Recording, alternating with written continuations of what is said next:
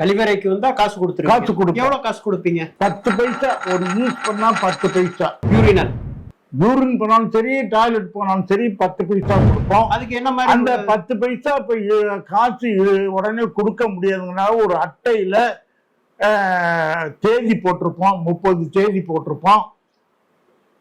அதுல ஒரு மார்க் பண்ணுவோம். ஒரு தடவை வந்தாங்கன்னா, 2வது தடவை வந்தாங்கன்னா 2வது மார்க் பண்ணுவோம். ஒரு நாளைக்கு 2 மார்க் தான். அதெல்லாம் கேள்வி எல்லாம் கேட்டார்கள்.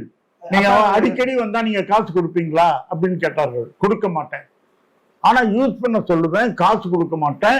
அதுக்கு பதிலாக ஒரு சீட்டு கொடுப்பேன், டாக்டர் போய் பாரு, உன் வயிறு சரியில்லை என்று சொல்லுவோம். இதையெல்லாம் சொல்லி, ஆனால் ஏன் காசு கொடுக்குறீங்க அப்படின்னு சொன்னோம்னாக்க ஒரு விழிப்புணர்வை ஏற்படுத்துவதற்காக காசு கொடுத்தோம். பொதுவா மக்களுக்கு என்ன சிந்தனை இருக்கும்னா, இவர் 10 பைசா கொடுக்கிறாருன்னா இவருக்கு ஏதோ லாபம் இருக்கும்ல, மக்கள் நினைப்பு அப்படி இருக்கும். அதனால என்ன பண்ணாங்கன்னாக்க, நாமே ஏன் இந்த டாய்லெட்டை கட்டக்கூடாது என்று முசிறியிலே நிறைய இண்டிவிஜுவல் ஹவுஸ் ஹோல்ட்ல தனிநபர் இல்ல கழிவறைகளை கட்டினார்கள் இந்த காசு கொடுத்ததுனால. இதனால வெளிநாட்டில இருந்தெல்லாம் வந்து பார்வையிட்டார்கள். திறந்த வெளி கழிப்பிடம் அதிகமா இருந்திருக்கும்.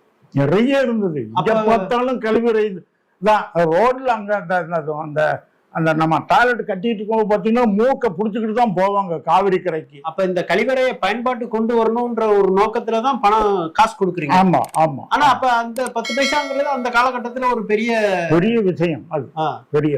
எவ்வளவு பேர் பயன்படுத்தி இருப்பாங்க இந்த மாதிரி? நீங்க 300 பேர் பயன்படுத்தினாங்க டாய்லெட்.